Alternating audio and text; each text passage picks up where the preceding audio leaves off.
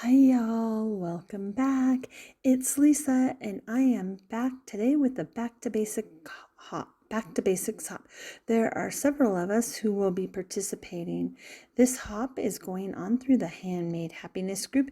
If you don't know about that, you can find it on Facebook, and it is hosted by Courtney Kraber, which I'm sure many of us already know from her fabulous YouTube channel. So anyways, here I am just showing you one of the basic cards that I made, and you can see that there is no embellishments, no bells, no whistles. It is some pattern paper, some stamps, and a sentiment. And I did pop the sentiment up, and I believe I popped up the little puppy, and that is all that I did. I colored it up, and that probably took me the longest was the coloring, and then I added the pattern paper, which was from my stash. And so I added no enamel dots, no shimmer.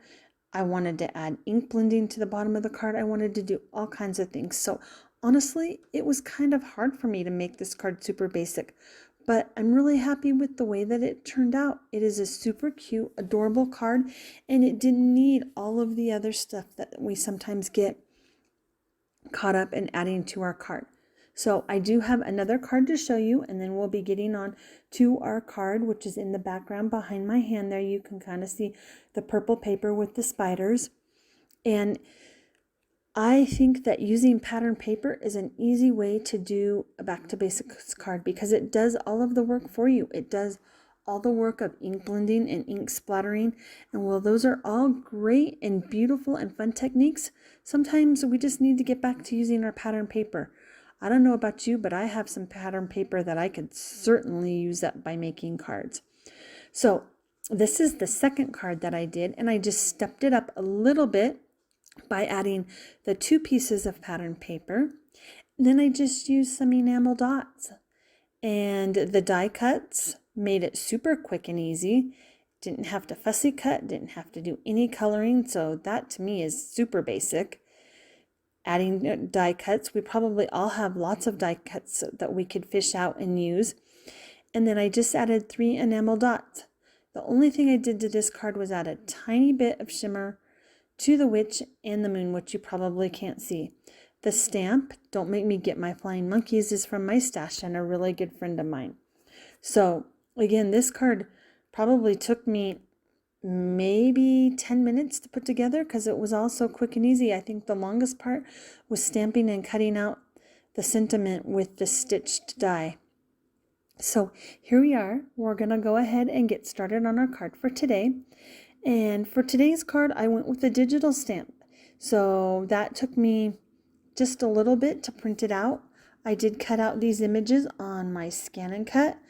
For those of you that like to fussy cut, I don't think these images would be that hard, especially the hat and the book. The hat and the owl are separate pieces, so I don't think they'd be that hard to do.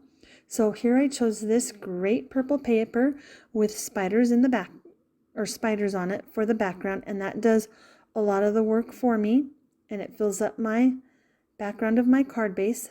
I'm using my ATG gun, which I like. I get my refills online, and it's very cost effective, so I think it is a great tool to have in your stash. So as soon as I'm done putting paper on that, I will be putting this on my card base, which is 110-pound white cardstock, and I'm just trying to center it the best that I can with working with the tripod setup, so it might not be exactly perfect. So here we are. We've decided that we like it, and we're going to go ahead and press that down into place. And now we're taking these 3 strips. The black and white ones were the tab that comes at the top of the paper.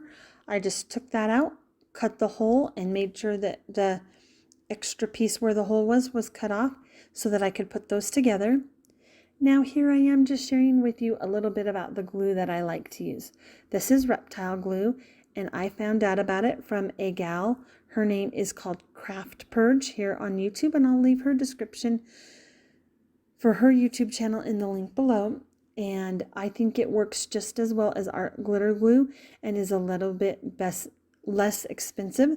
I did also order separately the fine line top, which I absolutely love. So here I am. I'm just gluing these two pieces together to get them the way that I want. And then this little sentiment strip is from Simon Says Stamps, I believe, or MFT. I'll leave that in the box below so you can get the correct information for that. And as you can see, I did something I didn't like, so I just flipped it over and redid it, and I like it, and it was perfect for this card. It added just a little bit of pop of color that I was looking for. So I just glued that right on top, and then I will be putting all three of these down here about 3/4 of the way down on this card to the left hand side. So then I'll just be taking the owl and doing a test placement, making sure I have it down far enough so that my owl is not poking out over the top of the card. I think this little HP owl is adorable, and I see lots of uses for it. So everything looks good. We're going to go ahead and glue that down. I already put foam tape on the back of the owl to save time. So here I am just gluing this, and like I said, it's going to go 3/4 of the way down on the left hand side of the card. You could put this in the center, you could do it several different ways, but this is how I chose to do it. So again, don't forget that this is a hop. There are going to be other participants, and I will leave those links in the description box below, so make sure and open that up so you can hop along. I know the other designers in this hop are going to have some fabulous projects for you, so you're not going to want to miss any one of us. So here I am, I'm just peeling the tape off, and I like to use a lot of foam tape, and then I'll add glue just to make sure that nothing's gonna come off, that it's gonna stick on that card really good. So, and then in just a second or two, you'll see me finish up this card. So I hope so far that you have enjoyed this video and that you'll enjoy hopping along to the rest of those who will be participating in this hop. So here we are. We're going to go ahead and add that glue, like I said, just for some extra protection. And then we'll go ahead and place our little HP owl down right on top of our little trio that we made right there. And I colored up the owl with my Arteza pencils, and I used Gamasol to blend that all out. These three images didn't take very long because they're not very big. I did add on the book image here some gel glitter pin to the book lines of the pages and to the spider to give it a little bit of sparkle, which you might not be able to see. I also did add some cheeks to our cute owl. So you could leave it just like this. And if I decide to add black enamel dots, I will have a picture at the end of the video for you, as well as both of the other cards. So here is our sentiment.